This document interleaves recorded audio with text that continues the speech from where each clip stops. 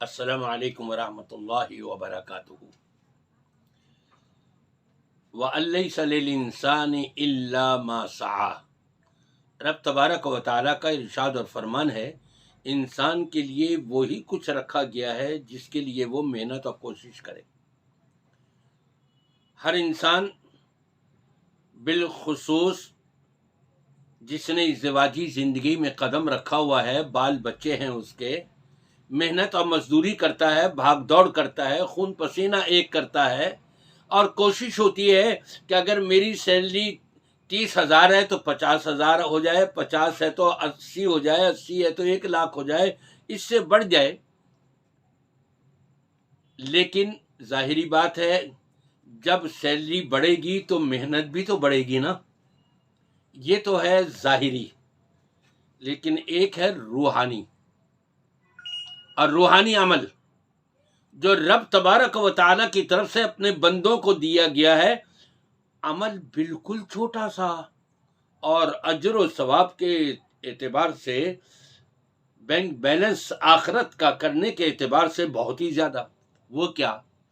نبی پاک صلی اللہ علیہ وسلم نے یہ تعلیمات دی ہیں۔ آپ نے کسی کو قرض دیا،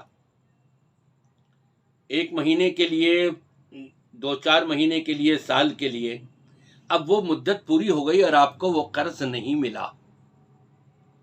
اب آپ اس پہ سختی نہیں کرتے، اس کو پریشان نہیں کرتے، بلکہ اور مہلت دے دیتے ہیں۔ اچھا بھائی ٹھیک ہے، مہینہ پورا ہو گیا ہے، ابھی نہیں ہے تو چلو پھر دے دینا۔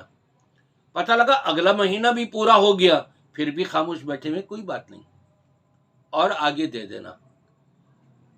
یہ سہولتیں دے رہا ہے اس کو۔ نبی پاک صلی اللہ علیہ وسلم کی تعلیمات کے مطابق فرمایا روزانہ اس کو اتنے ہی صدقے کا ثواب ملا ہے۔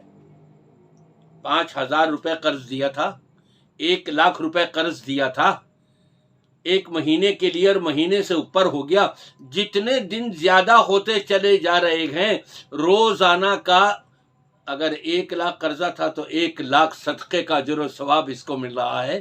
اگر 5,00,000 قرضہ دیا تھا تو روزانہ 5,00,000 روپے اللہ کے راستے میں صدقہ کرنے کا اجر و ثواب مل رہا ہے۔ دیکھا آپ نے عمل کتنا چھوٹا سا ہے۔ صرف صبر کی ضرورت ہے، تحمل مزاجی کی ضرورت ہے، بل ایک دوسرے کی عزت کو اپنی عزت سمجھنے کی ضرورت ہے۔